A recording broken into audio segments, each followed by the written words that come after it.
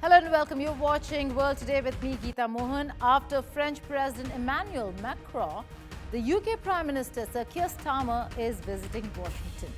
Starmer will try to push a reluctant US President Donald Trump to provide a US backstop to prevent Russian President Vladimir Putin from launching a fresh assault on Ukraine after any peace deal that might come out of the ongoing process.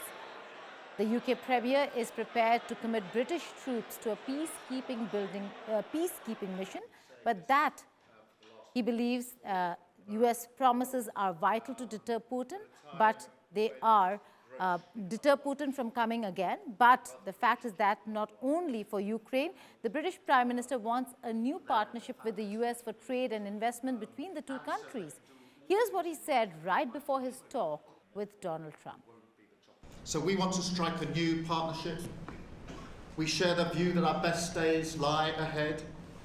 And, you know, taking out a chainsaw isn't quite my style. But we are stripping away red tape and bureaucracy. We are reforming permitting, getting things built, reducing barriers to investment and growth. And we're open for business, open for investment. And we're determined to help US innovators thrive in the United Kingdom.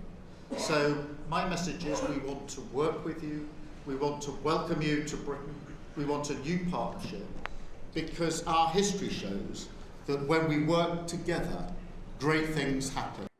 Right after British Prime Minister, you'd also have Ukrainian President Zelensky, who would be in Washington on Friday to meet President Trump.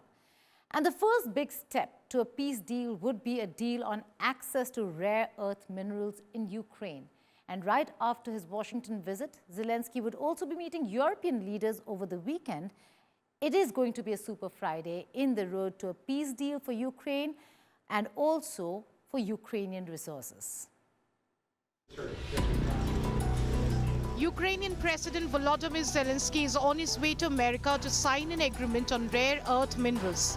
The US president is waiting for him.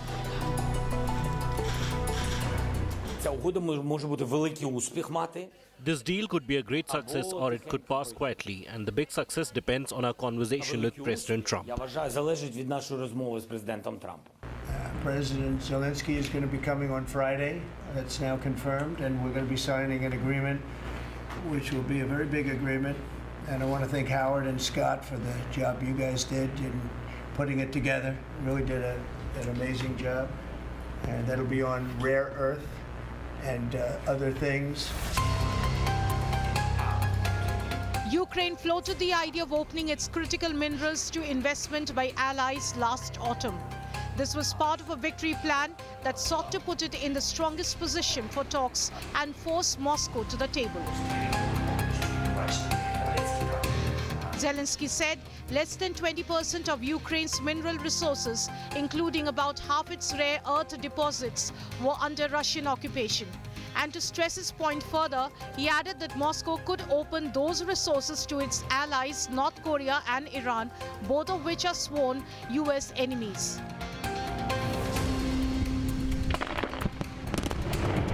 Most of the titanium deposits were marked in northwestern Ukraine, far from the fighting. But Zelensky has emphasized that Kiev was not proposing giving away its resources, but offering a mutually beneficial partnership to develop them jointly. I'm dealing with President Zelensky. I'm dealing with President Putin. I'm trying to get the money back that, or secured, because, you know, Europe has given $100 billion. The United States has given $350 billion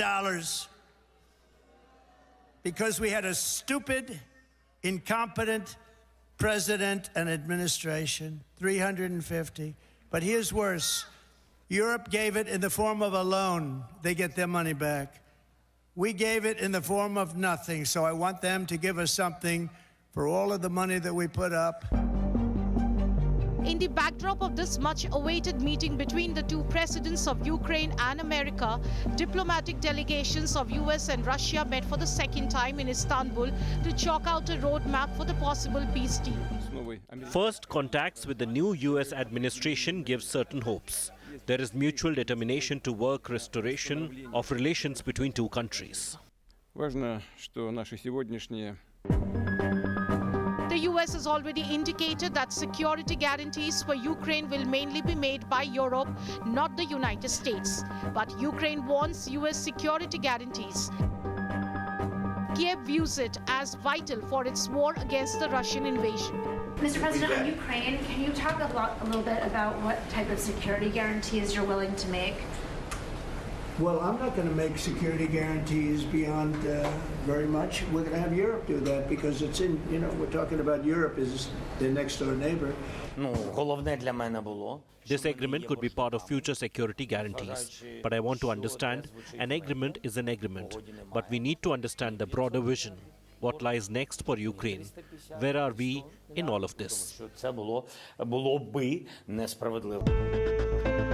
Friday, the 28th, is going to be a crucial one in the road to peace in Ukraine.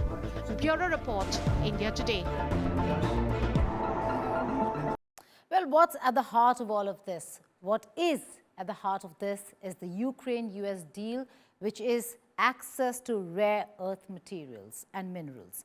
It is central to Kyiv's push to win Washington over. Volodymyr Zelensky has said that Ukraine has Europe's largest reserves of two very essential minerals, titanium and uranium, among others. Now, what is a rare earth mineral? There are 17 silvery white rare earth minerals, and they are not uncommon in the Earth's crust. The elemental forms of rare earths are iron gray to silvery lustrous metals that are typically soft, malleable and ductile, and usually reactive, especially at elevated temperatures or when finely divided. They're difficult to mine, making them relatively expensive. So why is it important, not just for Ukraine but for the world? Mineral deposits that are economically viable are more difficult to find, and the real rarity comes in the complex process to separate them into the materials needed to produce permanent magnets used in a range of critical products.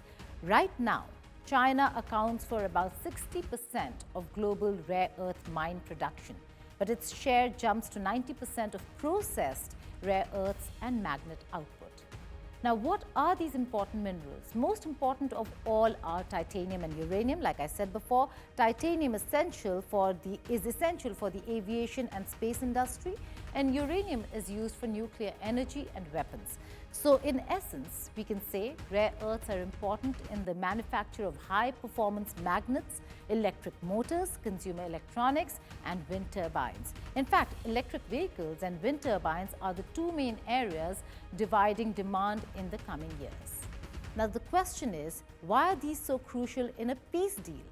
Listen to the experts. Because even though the global rare earth supply continues to be relatively stable, with a few exceptions, rare earth elements, because of their strategic significance, do unfortunately tend to feature in broader geopolitical disputes.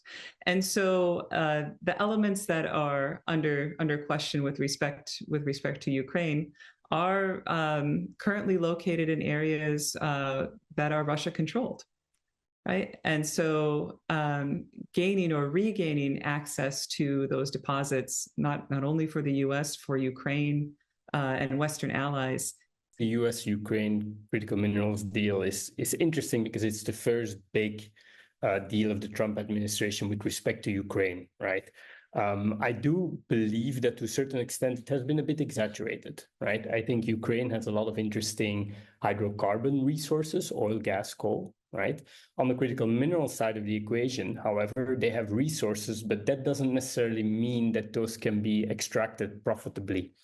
So there was a lot of talk about lithium and rare earths. And actually, those deposits, the information we have about them is from the Soviet era. We don't really know how reliable that is. We don't know how interesting those deposits are. Well, Keir Starmer is in Washington, D.C. in moments from now. He will be meeting with President Trump. But to discuss more on what this really means for Ukraine, I'm being joined by Michael Busakil, who is a senior fellow at the Atlantic Council's Eurasia Center. He's based out of Odessa.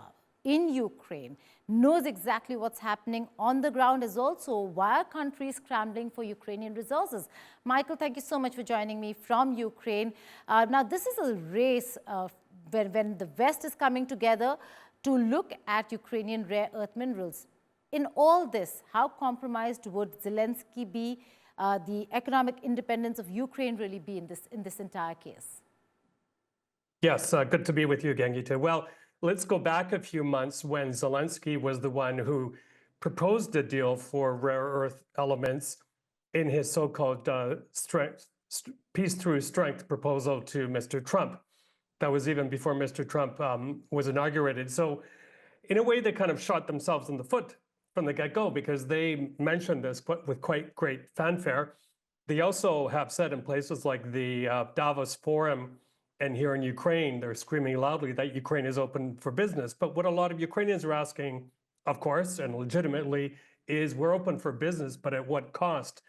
And that setup report was fantastic. You correctly pointed out that, Ukraine does have a lot of these rare earth elements. However, I was with the OSCE in 2014, 2015.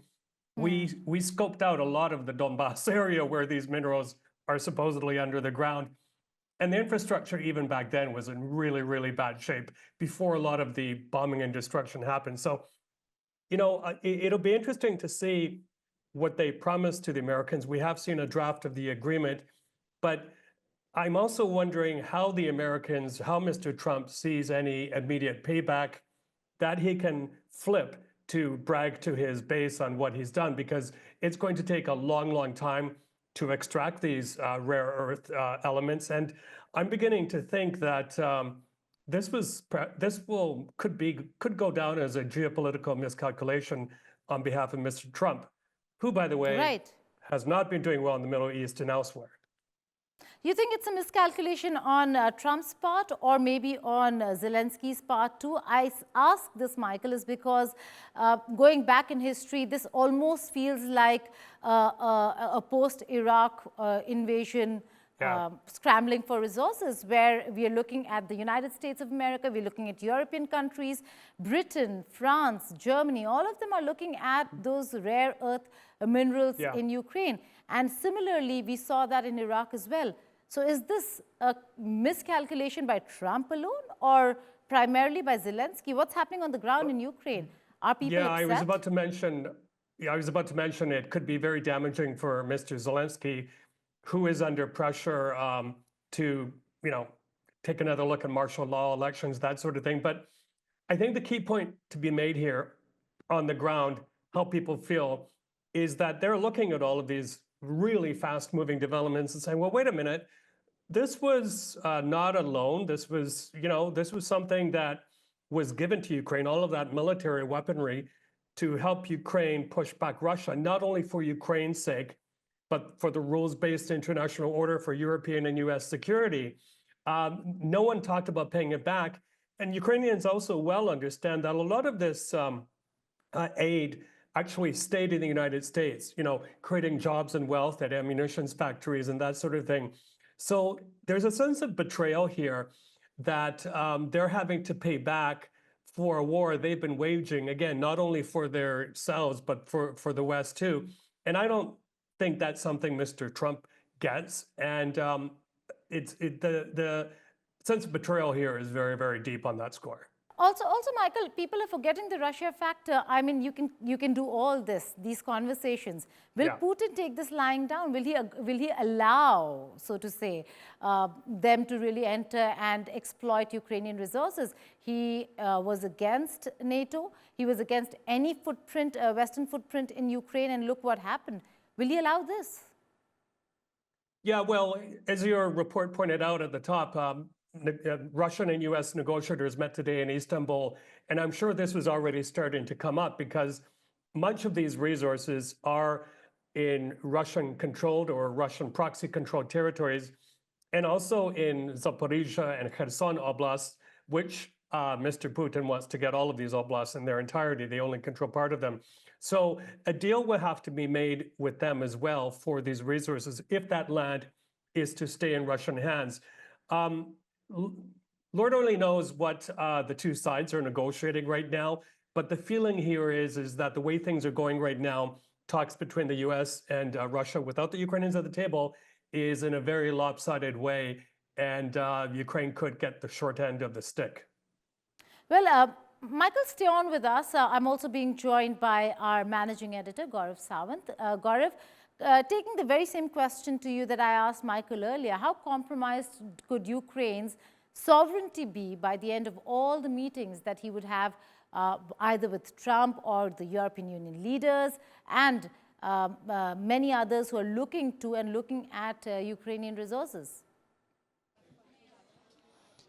It's a very tough situation for the Ukrainian President Volodymyr Zelensky as he interacts with the US President Donald Trump in Washington, D.C. because Trump has made it very clear he wants that rarer deal, and he wants a deal that is heavily tipped in favor of the United States of America. Does Ukraine hold any aces in this? It does appear extremely tough for him because Europe may be able to say they will provide security guarantees or they may want to help Ukraine, but can they without America's help? Look at the North Atlantic Treaty Organization. America is putting a lot of pressure on countries, not just Germany, but across NATO members to spend more, to contribute at least 2.5 to 3% of their GDP to defense. So if they have to look after themselves, they would need much more if they have to look after Ukraine's interests and be strong enough to take on Russia. So very clearly, while they may stand tall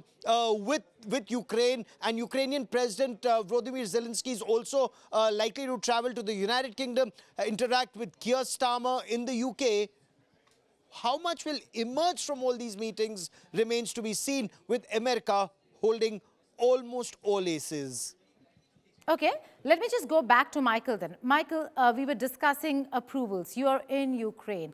Zelensky has strength, but he will require approval in parliament as well. And even if he gets approval in parliament, are people okay? Is this acceptable to the people of Ukraine? How does this really work out? Is his popularity dwindling? Has war fatigue set in? Great questions.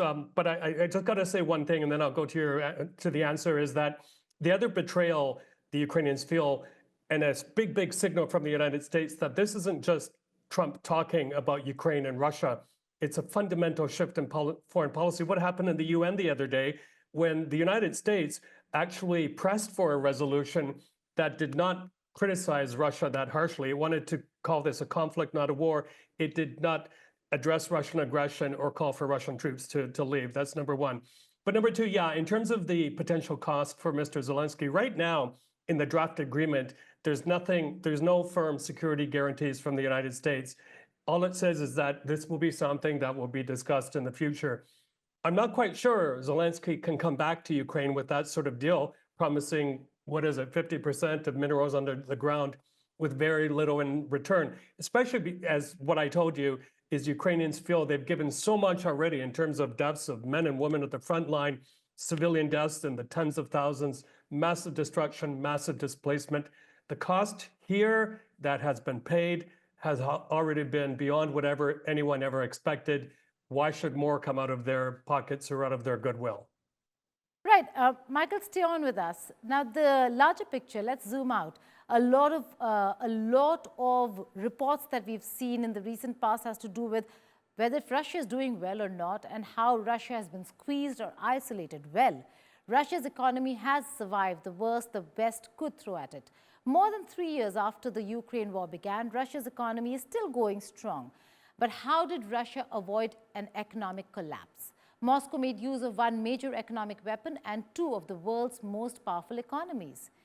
This is a report from our bureau.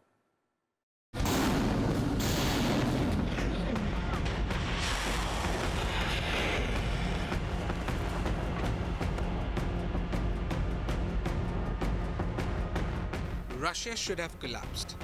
That's what the world expected when the West hit Moscow with over 500 sanctions after it invaded Ukraine. A war that was meant to last weeks has now dragged on for 3 years. And yet, Russia's economy is not just surviving, but thriving. But how?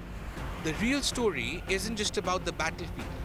It's about money, oil, and global power shifts. So, how did Russia dodge economic collapse? The answer lies far from Moscow, in Beijing and New Delhi. While the US and Europe turned their backs, China and India stepped in as financial lifelines, ensuring that Russia never ran out of cash to fund its war. Despite facing the harshest Western sanctions in modern history, Russia's GDP grew by 3.6% in 2023 and 24, according to the International Monetary Fund. And here's an even bigger shock. Russia's GDP, based on purchasing power parity, surged from $5.73 trillion in 2021 to $6.91 trillion in 2024. This was not supposed to happen. The West believed that cutting off trade with Russia, especially energy trade, would sink its economy. But Putin had a backup plan. The key to Russia's survival? Oil. Russia's biggest asset isn't its nuclear weapons or military strength. It's crude oil. And when the West stopped buying, China and India stepped in. In 2023 alone, China bought $129 billion worth of Russian goods, making up 32.7% of Russia's total exports. India followed with $66 billion, accounting for 16.8% of Russian exports. Together, China and India made up 50% of Russia's total exports, a staggering increase from just 16% in 2021. For China, buying Russian oil was nothing new. But for India, this was a massive shift in strategy. Back in 2013, crude petroleum made up just 1.8% India's total imports from Russia. In 2021, that number was only 12%. By 2024, 74% of India's total imports from Russia were crude petroleum. With Western countries refusing to buy Russian crude, Moscow started offering massive discounts. India, the world's third largest oil importer, jumped at the chance, saving billions while keeping its economy stable. For India, this was a win-win. But for Russia, this was more than just trade. It was economic survival. Now with Donald Trump trying to broker peace by leveraging a minerals deal with Ukraine, the war will pause sooner or later. But the economic battle will continue. With China and India firmly in its corner, Moscow has rebuilt its economy, shifted away from Western dependence, and strengthened ties with the global South. Sanctions haven't crushed Russia, they've reshaped it. A ceasefire may end the fighting, but it will also mark the beginning of a whole new world order. And that's a reality the West might not be ready for. Bureau Report, India Today Global. In Ukraine, there are a lot of developments happening on that front. And for all the continued coverage, you can log on to the India Today Global YouTube channel. Our continuous coverage on the Russia-Ukraine war and what's happening with the West continues there. That's all in this edition of World Today. Thank you for watching. Goodbye and take care.